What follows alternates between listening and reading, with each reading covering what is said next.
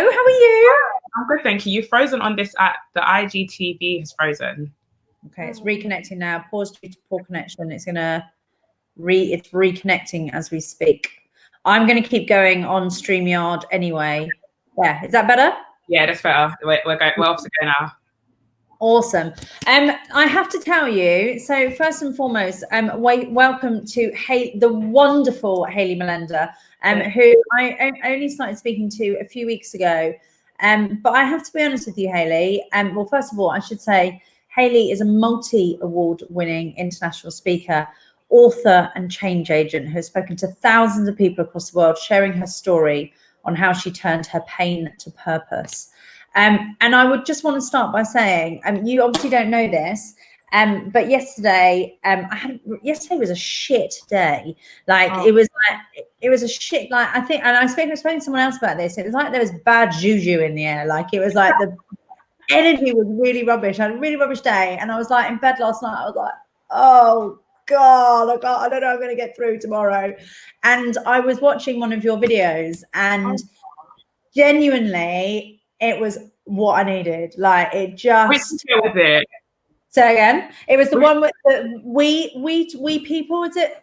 Oh, We Day. Yeah, We Day. That was it. And I was just like, yeah, I need to do this. This is exactly what I need to do. And I was just like, God, yeah, this is the reason why I do this stuff. So I'm sharing my story in the same way that you were. And I just thought, yeah, that's why we're doing this stuff. And it was a really special moment. So thank you. Sometimes you don't know the influence that you have on people, even when you're not there. So thank you for that. Oh, thank you so much, Kate. I appreciate your kind words. Wow, I'm actually really touched. Oh, good.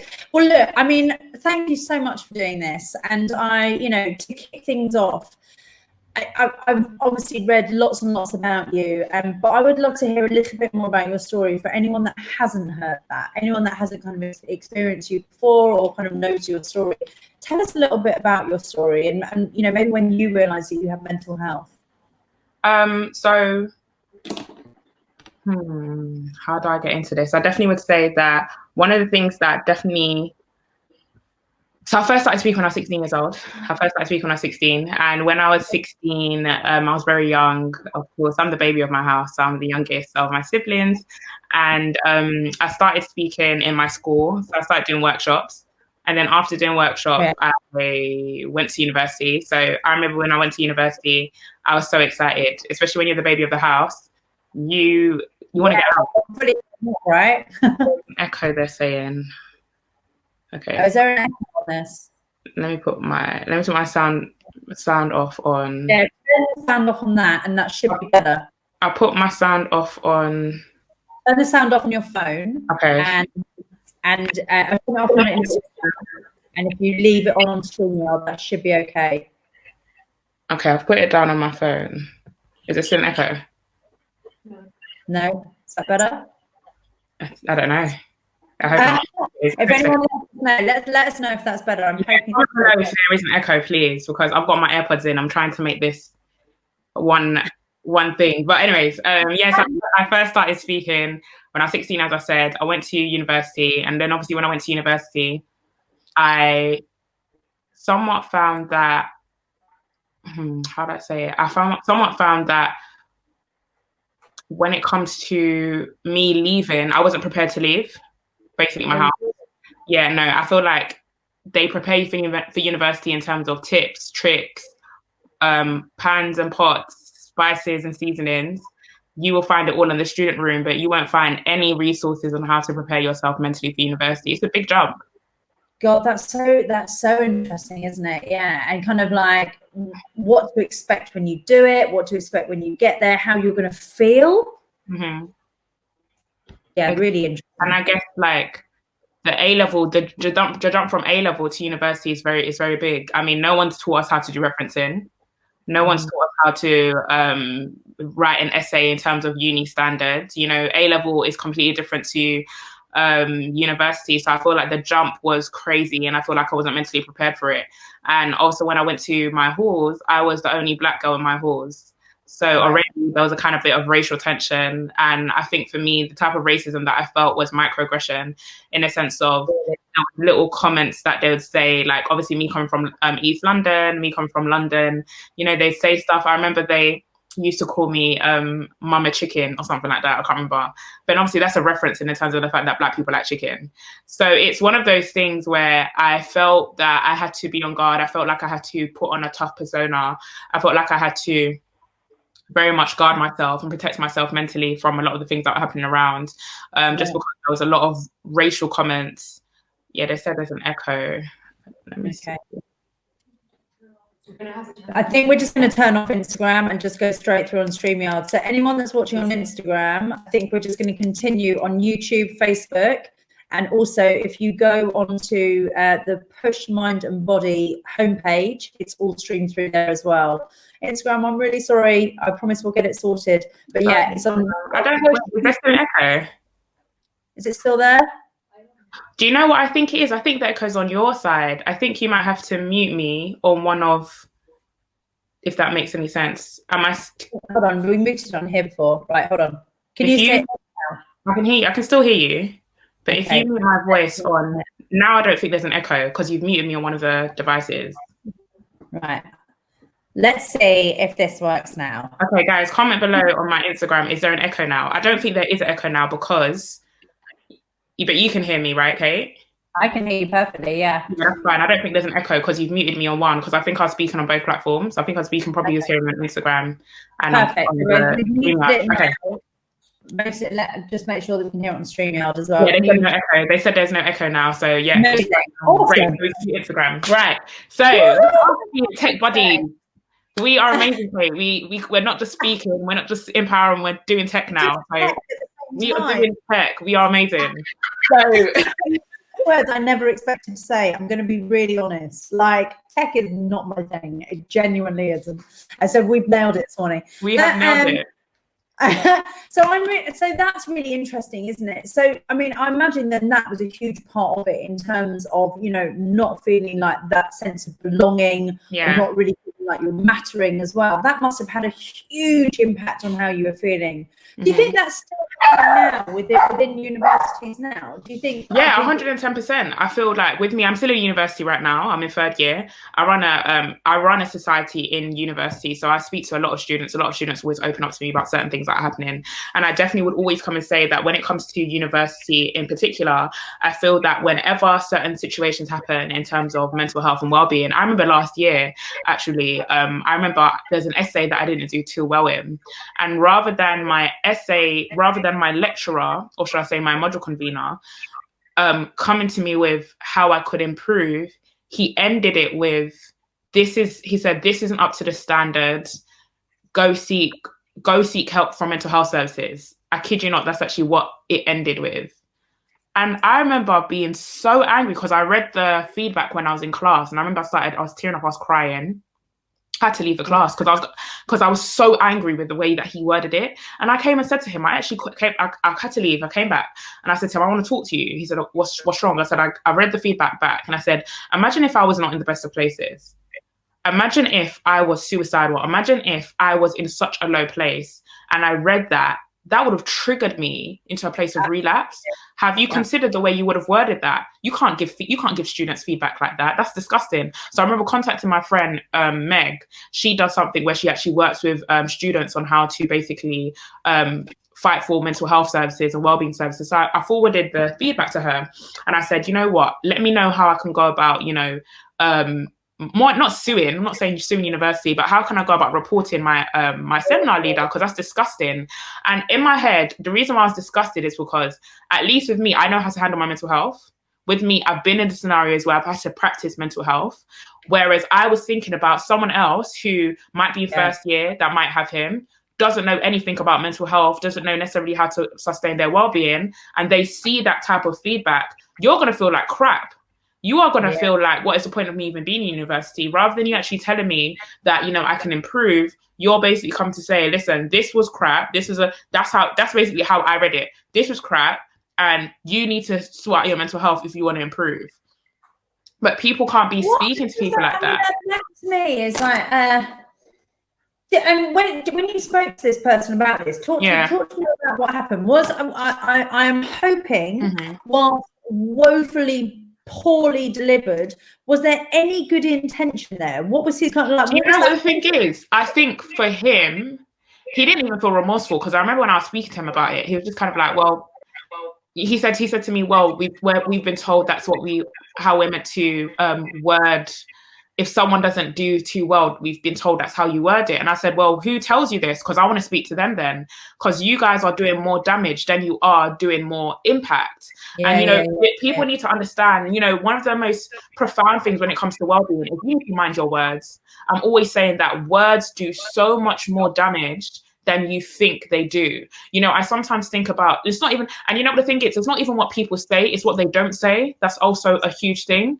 And I think about, the time that I was in a place, and these are things that I don't really share. I remember when I was in a really bad place, and I remember having I don't even want to say a friend, but I remember when I was in a bad place, and I remember some of my closest friends created a group chat for me.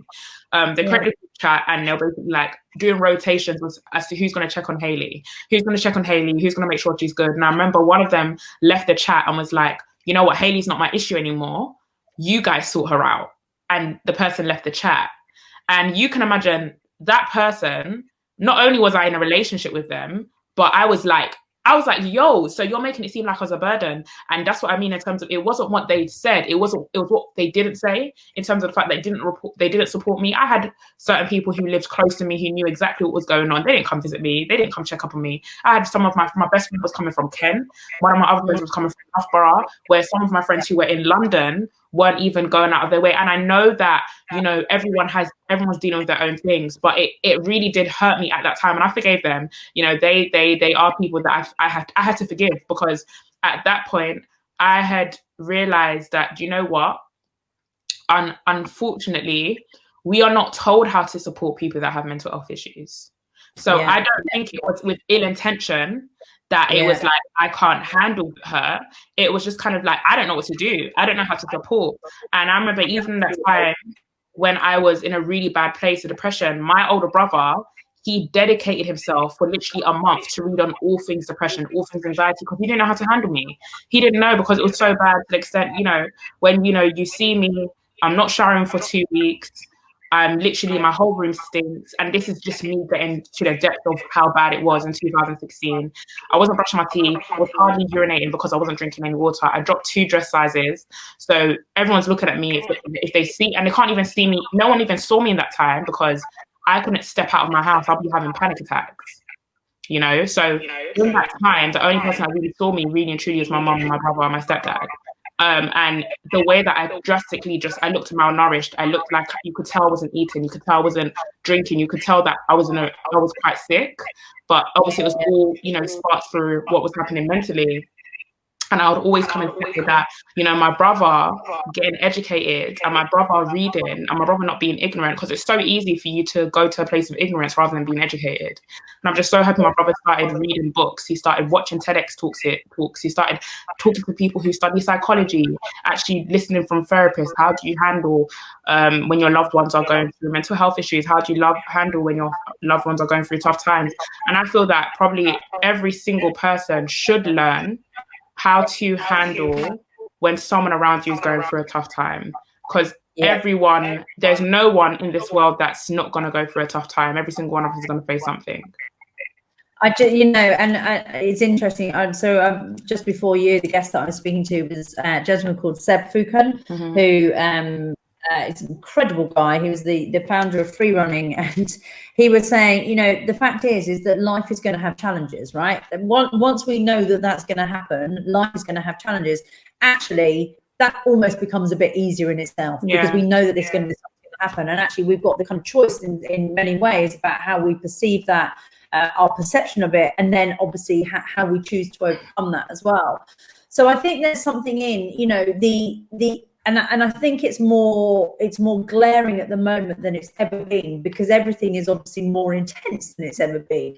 Because more is happening, and it should be the catalyst for each of us to look at what we learn in the mental health space, both for ourselves and for others as well. Yes, 100%. What do you think? And I'd like to, I'd really love to touch on your story a little bit more, and I think that's really interesting about your brother. And when you and I were speaking before, I know we were talking about that, the kind of impact that we can have on others, and our mental health, the impact it can have on others, and what they can do for us as well. Mm-hmm. But question, when it comes to places like university, do you think organisations is it the responsibility of the organisation, or is it the responsibility of the individuals within it to learn more about mental health? Personally, I think it's both, but I'd love to hear what you think. I think it's both as well. I think it's the responsibility of the institution to educate and equip the individual. And if the individual doesn't reciprocate, yes, exactly. If the individual doesn't reciprocate, or if the individual doesn't accept that, the university can't take that responsibility. You've given them, you can take a deer to the pond, but you can't force it to drink the water.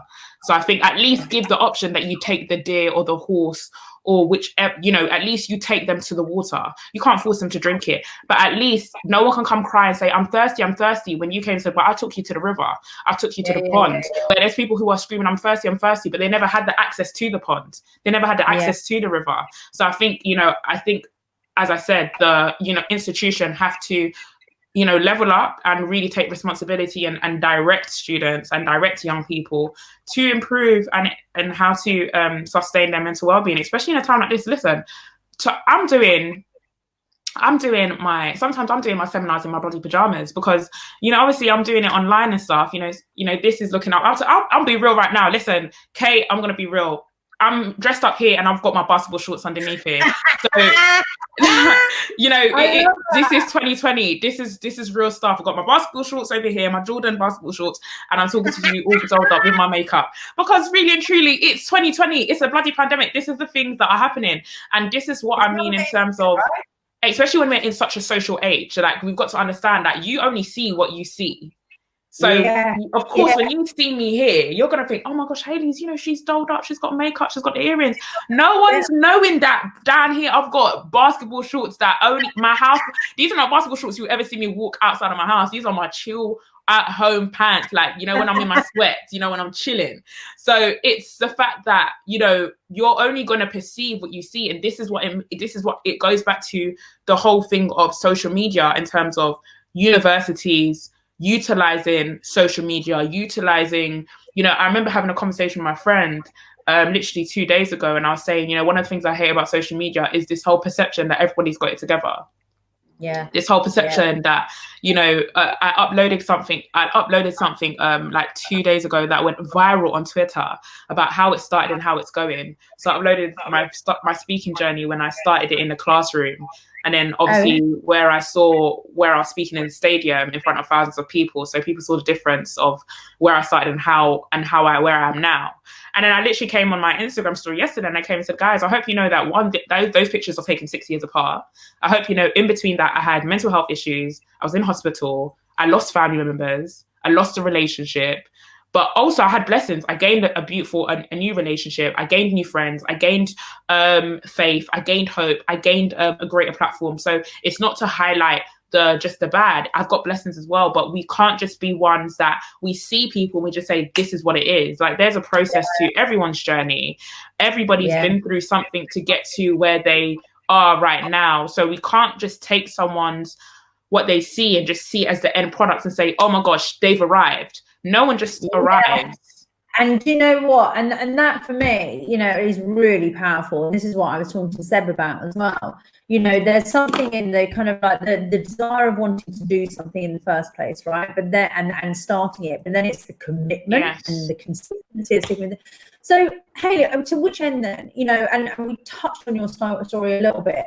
I would love to know a bit more. I'd love to know a little bit more about the backstory, but what was that moment? Let's talk about the backstory, but then what that moment was of like, I've got to turn this pain into purpose. How did you go? Can you talk me through that journey a bit? Yeah, I think for me, it was so obviously getting up from that place. It took me months, by the way. That's why I always come in. I'm always quite honest. I didn't come and I was in a place of depression, anxiety, and I just like, well, I'm better now. Let me just go out. I still didn't leave my house for a good 6 weeks after I decided that I didn't want to. After because I remember after my brother caught me about to overdose, the next day was like the first time I showered in like 2.5 weeks. So it started with showering.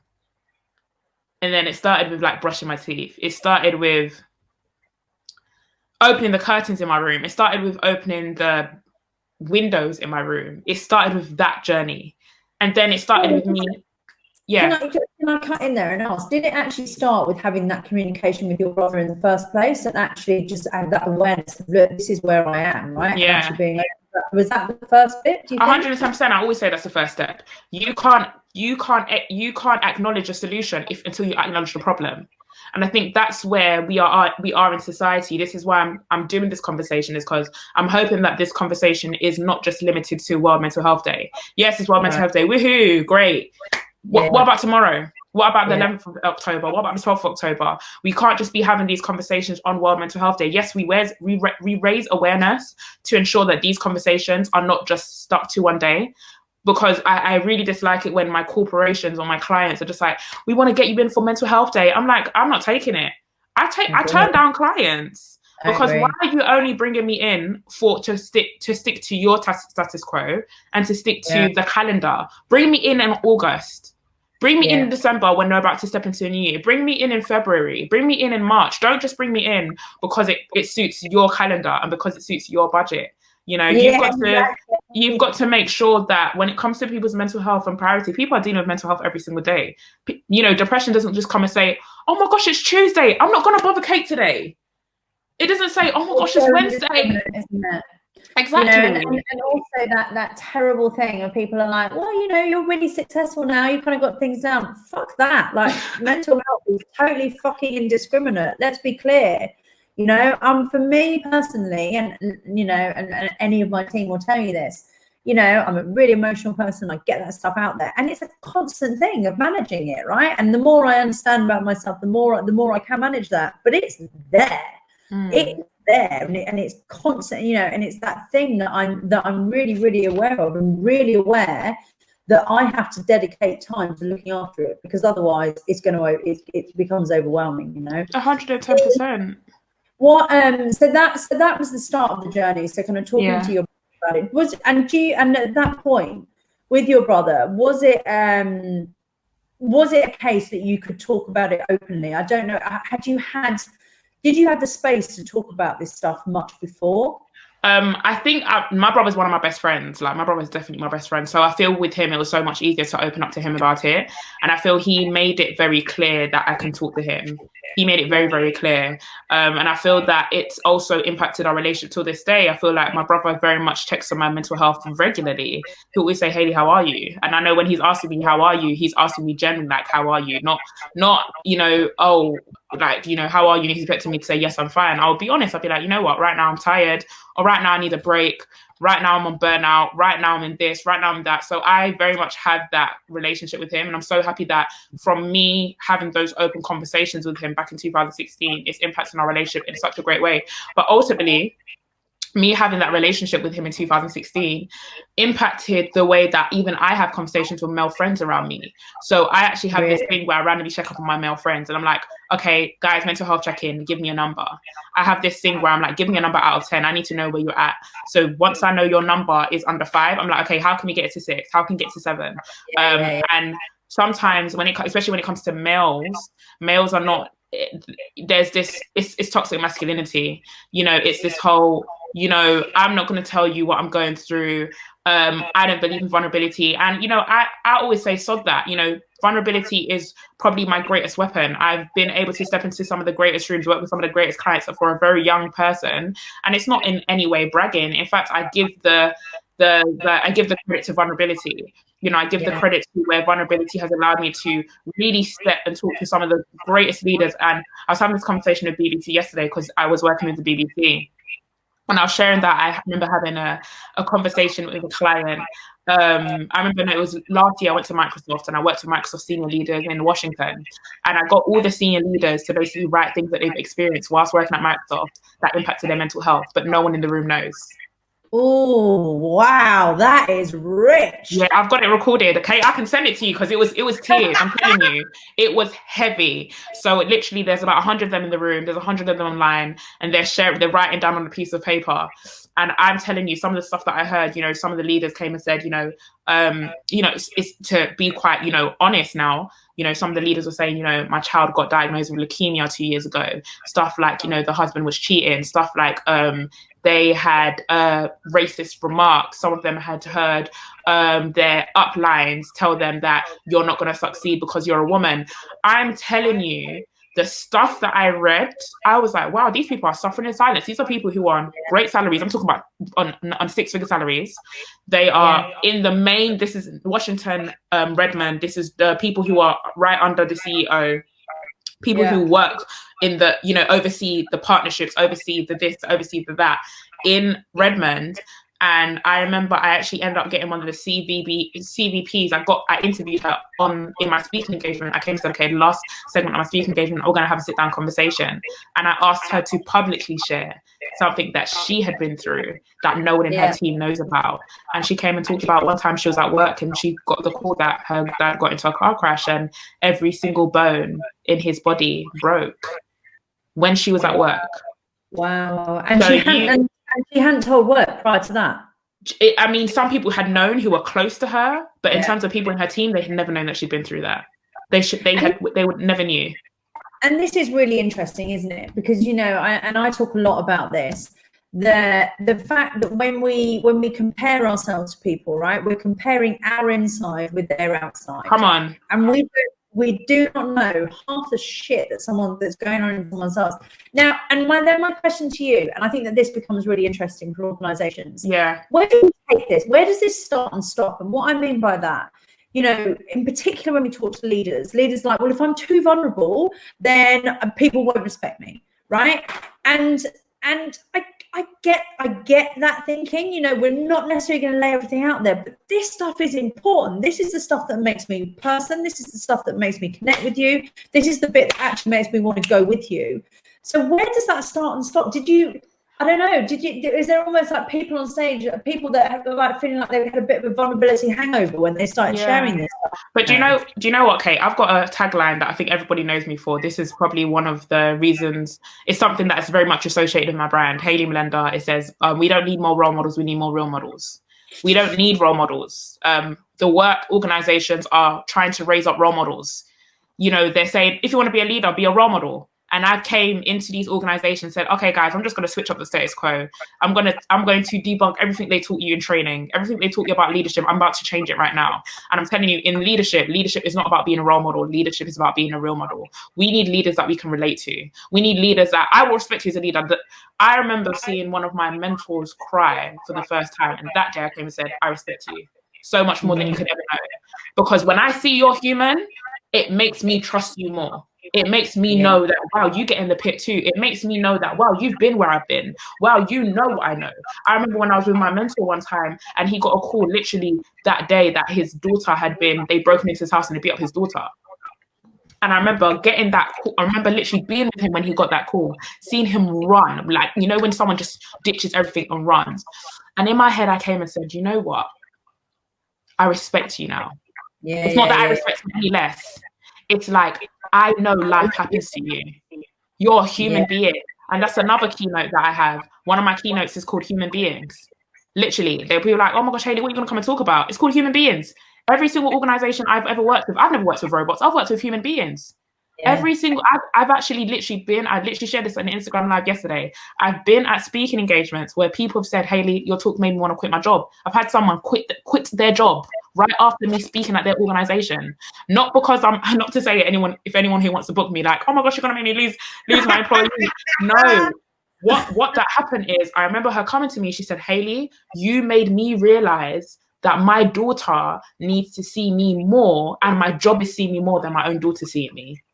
Because I said the best present you can give anyone is your presence.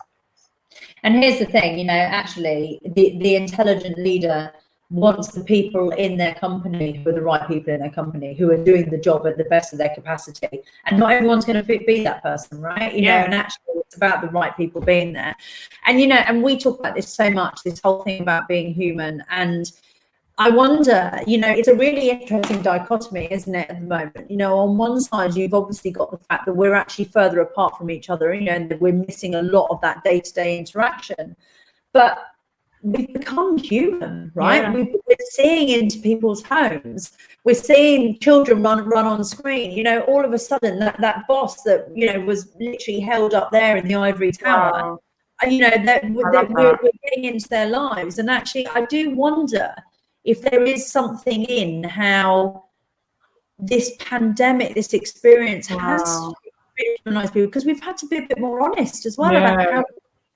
Exactly. I told you I'm wearing basketball shorts. Like, you don't get more honest than that. Do you know what I mean? And you're right. You're so right. I remember literally even just now. I think you've got a dog, right? Just heard your dog bark. I was just like, okay, Kate. I don't like, you know, I'm scared of dogs, but you know, I'm just like, okay, it's nice to know you have a dog. That's now me seeing you're a dog lover to some extent. Do you know what I mean? And that you've got a life outside of what you're doing here with Push.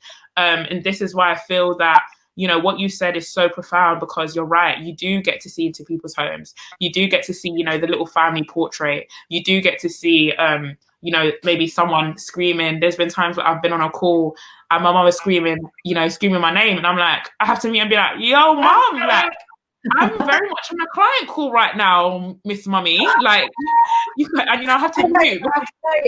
I was doing this webinar, and it was this thing that we were doing during lockdown called Conversations with Kate, and I was staying back with my parents at the time, and there was about 50 people on this webinar, and it was to 2 other people, and I was down, as I said, I was down with my parents. Stepdad didn't fucking realise, did he? He trots in. And he's just like moving around in the background, just doing his thing. And I'm like, just on a webinar. Could you go? Do you mind? It's kind of quite. Do you mind just getting out, please, quickly? Hayley, I'd love to know a little bit more from you about.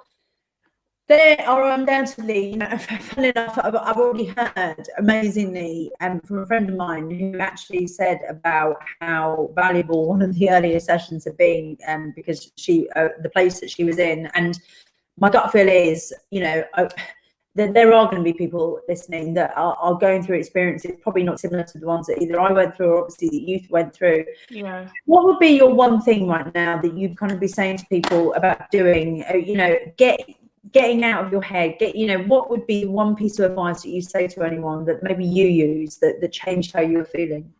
Oh, one of the things that really helped me and changed me is music, getting active. I remember when I called one of my mentors and he said to me, I said, I'm in a really bad place. And then he randomly just started playing Afro beats on the phone. And he said, Hayley, just dance. And I was like, I don't want to dance. And he's like, just dance. And I started dancing, and something just in me, I just started feeling a bit better. You know, active, fitness, all these things. I just say music helps me, you know, getting out of your head and just getting into a song, getting into a rhythm. You know, I play Afrobeat, I play 90s music, I play upbeat music every single day. People always ask, I always say, listen, when God created me, he said, this is everything else. And then he came with a big pot of pan and said, energy. I have energy. Literally, I'm the life of the party. I'm the life of the party. Well, I'm the life of the Zoom parties now, because we ain't doing parties because of Boris Johnson, you know what I mean? But in terms of energy, I have energy for days. So I definitely say, listen, blast some music and just dance. And, you know, another thing to kind of add on to that, one of the things I've done religiously, literally, is every single day I used to write down something I was grateful for. And every day I would add something on. You know, if you focus on your problems, they'll amplify. If you focus on your blessings, they'll amplify. And just because you're not where you want to be, just thank God you're not where you used to be. So the fact that I'm not where, you know, sometimes, listen, I woke up and I was like, yo, damn, there's certain things I need to do. There's certain things I need to focus on. But you just have to come and say, you know what, thank you. Like, I'm not, Hayley, you're not where you used to be. You're not, now with the fact that I'm here in the living room, there was a time when I couldn't even go downstairs. I didn't shower for 2 weeks. I didn't eat for literally like 3 weeks. I didn't drink. I hardly drank. My mom used to force water down my throat. I was sleeping literally probably about 16 hours a day. My room stank. I would literally even be addicted. There was one point I was even addicted to sleeping pills. Calms. I used to literally, because I just wanted to sleep all the time. I didn't even want to be awake. So the fact that, I could be down here in the living room, the fact that I can, do speaking engagements, the fact that I can speak to you guys, the fact that I can read, I can breathe, the fact that I can go outside. I remember when I used to go on my balcony, every single time I'd have a panic attack, I'd start hyperventilating, and my mom would have to drag me back inside. That happened for 6 weeks straight. Couldn't even go on my balcony. Then I tried and thought, okay, I'll get on the balcony, I'll get onto my road, I start hyperventilating again. So they came, even when I'm walking just down the road, I just say, thank you that I can just walk on the road. Thank you that I can breathe. Thank you that I can just go on the balcony. Sometimes I randomly go on the balcony and just look out on my road, and people are just kind of looking at me thinking, what is this girl doing? I'm just being grateful. Yeah. And do you know what? That's really interesting. And I was talking to a friend of mine the other day, and I've got to be honest, she's in a pretty dark place because not only on a very personal level, the challenges that maybe she's been experiencing and is continuing to, but the backdrop of what's going on, right? And feeling of no control and this feeling of this is wrong, and when you've got all of a sudden, like, the darkness is honing in, and obviously without going into too much detail, but I said to her, we've got to pull this back to what is yours, right? You've got to pull this back to the bits that you've got control over, and how you're viewing stuff, because still, whilst I understand that for you at the moment the stuff that is going on is incredibly hard, there can be different ways to view it, or there are glimmers of hope within these bits. There are still bits to be grateful for, and we have to focus on those, because that is what. And I don't need, and I hope what I'm saying isn't coming across as taking things too lightly. But I suppose where I'm trying to get to, the thing that I can control is how I'm feeling, right? The thing I can control is how I'm perceiving this. And if I choose to perceive it in a different way, there is a greater opportunity of me feeling different, different. And that's all I can do. That's all I can do, right? And this is why it's so important that we have these conversations and share our stories. I share my stories to change perceptions. I change my stories to change minds, to give hope. I always come and say, I come to give hope to the hopeless, and bring faith to the faithless, that those that don't have hope, that they will get out of their out of that dark place. They will see my journey. And that's why I'm so transparent about my journey. And they'll see my journey, and they'll say, wow, this girl's traveling the world. She's speaking to thousands of people. She's got a book out. She's doing all this stuff. And it's not to come say that I don't still have my down days, or I don't have my hard days, but it's to say that, if she could get the strength to push on, if she could get the strength to see there's light at the end of the tunnel, why not me? And I have conversations with people every single day. I'm always saying, listen, my heart is open, my DMs is open. I've got a very big heart. My emails are flooded with conversations. I always say, listen, DM me, hit me up, email me, DM me on Twitter, whatever. When it comes to mental health, trust me, I'm there. I will talk to you. Any questions you have, any worries you have, I'm just here to listen. And there's sometimes when I'll be so tired, and there'll be times like, I don't think that my partner, when I'm on the phone to him, there's not a day where he's not hearing somewhat how I've helped somewhere, or I'm speaking to someone or encouraging someone. Like, he would hear it the most. And that is literally my life. A lot of people think my life is me being busy with clients and me being busy with speaking or uni. I'd say a lot of my life is busy with me pouring into people and just letting them know, keep going, encouraging people.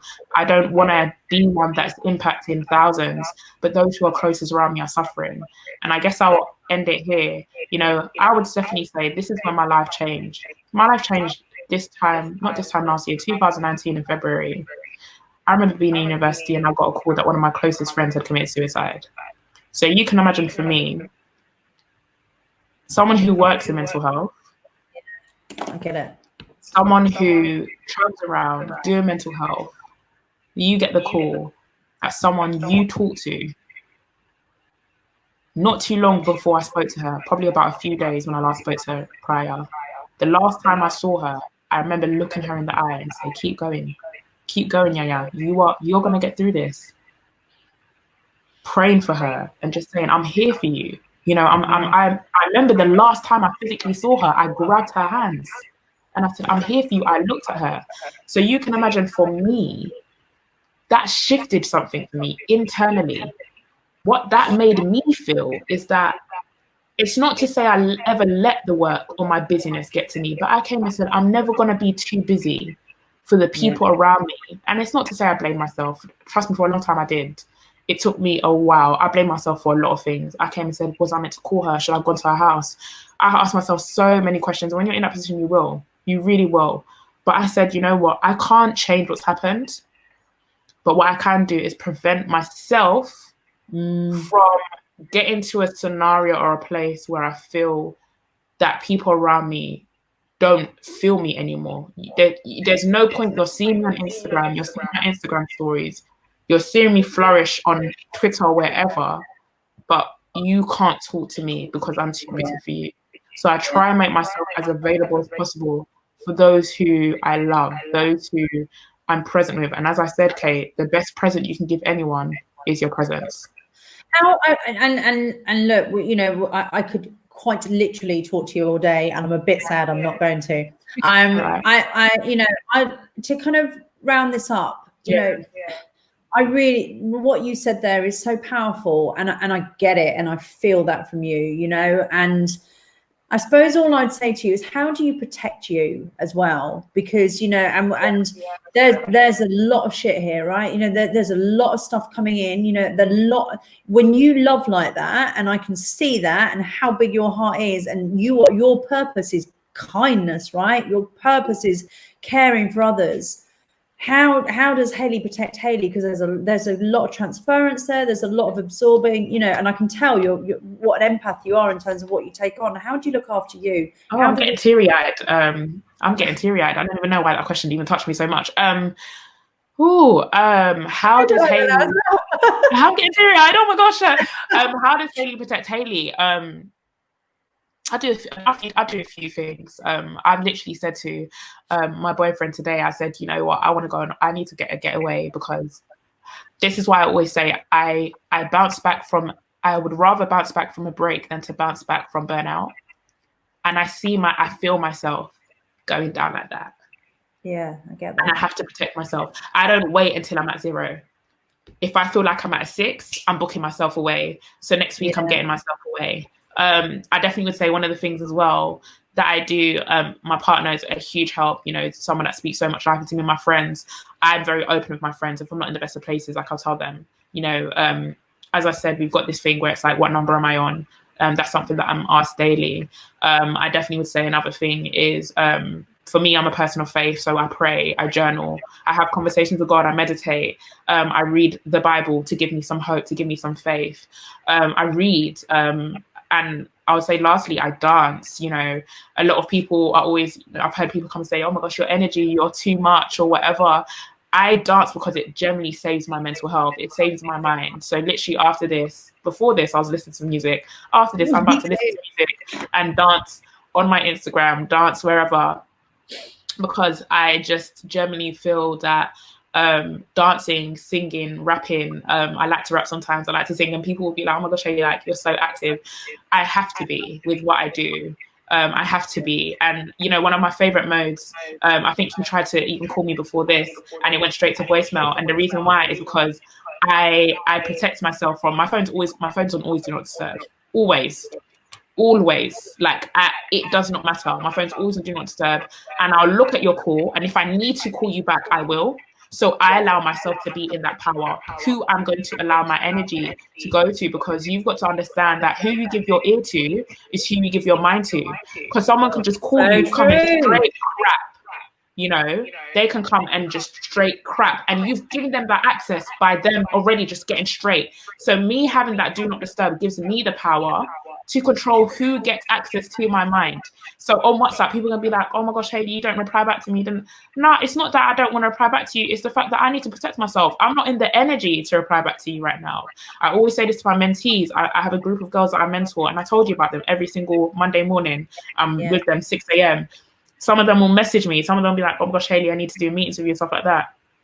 And I'll be honest with them. I'll say, listen, I don't think I'm going to be able to meet with you for the next 2 weeks. I don't think I'm going to do a call with you for the next 2 weeks. And they don't ask questions. Because I've already told them. I will tell them, be like, guys, I've got things I've got going on. I've got to sort myself out. I've got to do this. And that's why I said, I don't want to be a role model. I want to be a real model. You were here when I'm about to, as I said, I admitted it here. I'm okay. Let's say that. I'm okay. So as soon as I'm at the okay place, I'm like, okay, I need to go away. You know, so I'm literally booking myself away next week. I'm going to be doing uni from my hotel room because I need to protect me. And I always say, you cannot pour water out of an empty water bottle. You cannot give 100 unless you yourself are 100. And I am very much of an advocate of rest, of sleep. I get my 6 hours sleep in. I go to the gym. I do the things that really help me in the area of mental health. So I think your energy, you understand energy, right? You understand how you protect yours. And, I mean, just, pull that together. You don't wait till you're at zero. You're open, so you connect with people. This kind of essence of being, so tapping into stuff that is going to enliven you, dancing, and I love that. Do not disturb, and being conscious of who you give energy to.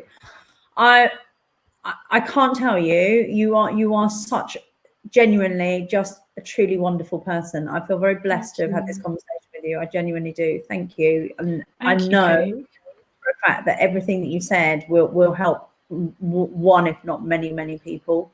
I hope so. I hope we get to do a lot more stuff together. I really mean 110%. Kate, you're my girl. You're my tech buddy. You're my girl, Kate.